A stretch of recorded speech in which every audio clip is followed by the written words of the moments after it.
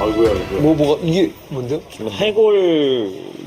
이게 무슨 우물같이 보이죠? 네. 이렇게 물. 해골 봐가지고. 같이. 우물이네. 여기 이제 죽음의 신이죠. 죽음의 신. 죽음의 신. 이게 바로 이제 콜레라. 콜레라.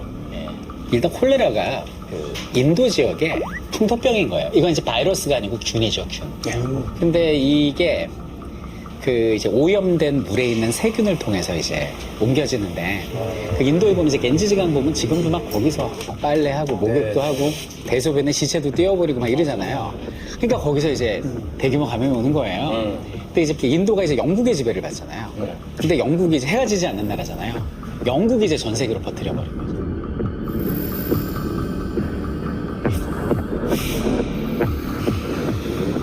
그래서 이 콜레라가 이제 영국 선박에 의해서 이제 중국으로 전파가 되는데 광동 지방, 홍콩 그 남쪽으로 들어온 거예요. 근데 이게 쫙 타고 올라온 거죠, 이게. 그래가지고 이제 북경을 덮치고 거기서 요동반도 지나서 만주를 통해서 이제 우리나라로 들어온 거죠. 그래서 처음에 이건 뭐 듣도 보지도 못한 증상의 사람들이 막 탈수로 죽어가니까 굉장히 이제 그 지방관이랄지 이런 분들이 이제 당황했는데 그 기록이 있거든요. 평안감사 김희교가 아뢰기를 평안부의 선 안팎에 지난달 금음 사이에 갑자기 괴질이 유행하여 토사와 관격, 소변이 나오지 않는 것과 구토가 멎지 않는 것이 동시에 나타나는 병증. 관격을 알아. 잠깐 사이에 사망한 사람이 10일 동안 자그마치 1천여 명이나 되었습니다. 의학도 소용없고 구제할 방법도 없으니 목전의 광경이 매우 참담합니다.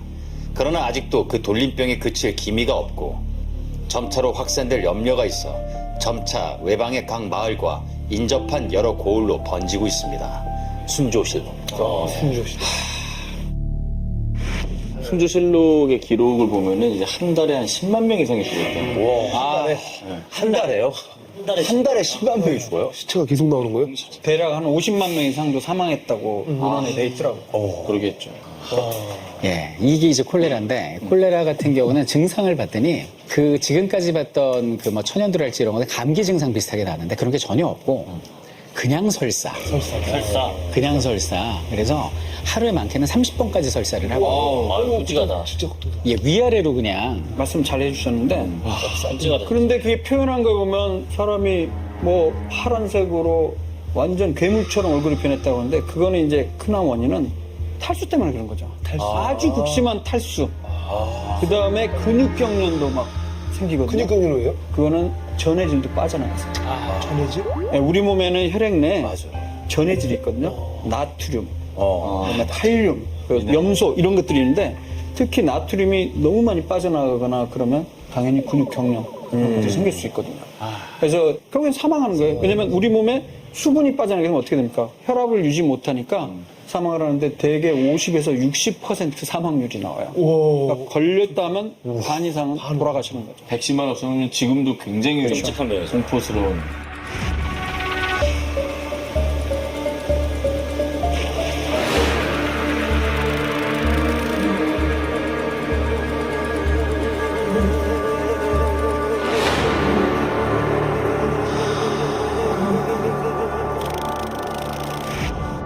호열자라고. 호열차. 그러니까 이제 한자를 이제 이렇게 음역을 하다가 좀 실수를 한 건데 이제 원래는 이제 호열라였거든요. 라를 자로 잘못 음처를 했다고 해서 호열자로 해서 들어왔다고 하더라고요. 호열자라는 말은 이 호랑이가 살점을 뜯어먹듯이 아프다라고 해서 호열자로 불렀대요. 호열자. 그러니까 그 당시에 이제 조선 정부가 그다음에 이제 법령을 제정을 하는 거죠. 규칙이죠, 규칙. 그래서 그 콜레라 걸린 사람을 호열자 예방 규칙 15개조를 만든 거예요. 뭐 환자가 발생했을 때는 어떻게 신고를 해야 되고, 집은 어떻게 방역을 해야 되고.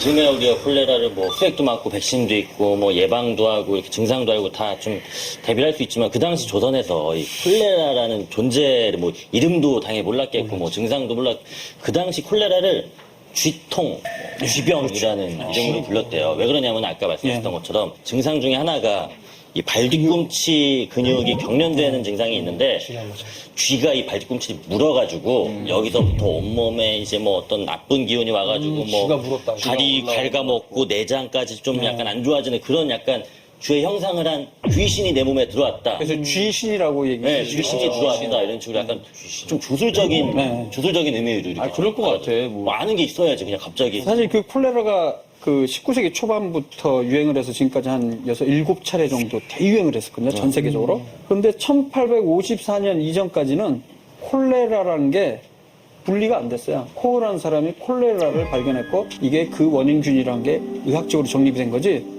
그러니까 말씀하신 대로 우리 조선시대 1800년 초반에 뭔지 그때는 몰랐던 거죠. 그래가지고 그때 집 문 앞에다가 고양이 무적을 붙여놓고. 아, 쥐 때문에. 맞습니다. 네, 맞아요. 고양이 무적 붙여놓고 못 들어오게 하고. 그리고 아까 말 그대로 어느 동네 갔더니 콜레라가 없는 거예요, 그 동네에. 그래서 왜 없나 막 이렇게 찾아봤더니 언덕이 고양이같이 생긴 거예요. 아, 그래서 저 언덕 때문에 쥐신이 못 들어. 네, 귀신이 못 들어왔구나. 고양이 때문에 무서워서. 얼마나 잡을 지푸라기가 없어졌으면 얼마나 또 무섭고.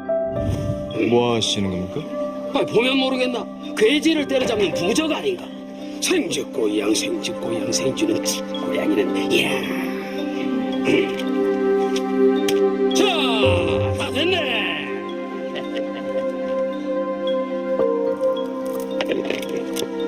그만두시어요. 부적을 붙이고 선제를 뿌린다고 역병이 둘러갑니까?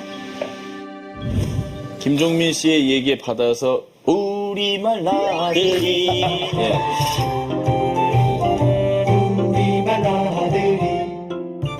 그런 얘기가 있었대요. 귀신이 쥐를 이용해서 퍼뜨린다. 이게 이렇게 고양이 부적까지 한 거잖아요. 그래서 예전에 바가지를 벅벅 긁어서 쥐를 쫓아내면 콜레라 안 걸리지 않겠냐. 소리로. 네. 그래서 바가지 긁다라는 말이 진짜? 쥐를 쫓기 위해서 했는데 이제 나중에는 이제 콜레라와 관계없이 듣기 싫은 소리 자꾸 콜레라 짜증나잖아. 그러니까 듣기 싫은 소리 자꾸 한다고 바가지 긁는다는 말이 정착했다. 쥐를 쫓듯이 남편을 쫓아버리고 싶어. 그 아까 잠깐 코흐라는 말씀하셨는데 그 독일의 학자죠. 근데 처음에는 나쁜 공기라고 생각했대요, 콜레라가. 왜냐면 더러운 하수구 이런 데 사는 사람들이 발병을 하니까 눈에 보이질 않으니까. 냄새가 나니까 그 냄새. 나쁜 공기야 이렇게 본 거죠. 그래서 세균이다라고 얘기를 했는데 이제 다른 학자들하고 싸움이 났대요. 그 다른 학자가 더러운 물이다. 세균하고 상관없다. 이거 어떻게 보면 다 반반 맞는 말인데. 세균 아니에요? 더러운 물에 세균이 있는 거 아니에요? 예, 근데 그 세균은 끝까지 아니라고 반대하던 학자가 어떤 짓을 했냐면 저 깜짝 놀랐는데. 어떤 짓을? 자기 말을 증명을 하려고 세균 아니야! 그러면서 세균을 모아가지고 마셔버린 거죠. 아이, 정말 코 당신 말이 맞으면 난 콜레라 걸려 죽을 거야. 근데 네 말은 틀렸다니까. 그래서 이거 벌컥 마셔버린 거예요. 그래서 어떻게 됐어요? 병원 갔죠. 병원 갔는데 문제는 이분이 4일 만에 퇴원을 한 거예요. 설사 몇 번 하고. 그러니까 미스테리지. 보통 걸리면 치사율 노인이나 영아들은 90%인데 이 사람이 4일 만에 퇴원을 하니까 이 사람은 내 말이 맞았다. 근데 자기 혼자 자꾸 안 되잖아. 제자를 부르네. 그 제자는 뭔 장면이죠? 제자는 너무 고집 있다. 마셨는데 이 제자는 이제 죽음의 문턱까지 갔다가 노크하고 돌아온 거예요. 노크하고 돌아왔는데 어쨌든 살았잖아. 그래서 그 두 사람은 죽을 때까지 학계에서 아니야 이거 코 말이 맞아 라고 다 인정했는데도 죽을 때까지 논문을 통해서 세균은 아니다 물 때문이다 라고 이제 주장하다 그렇게 된 거예요.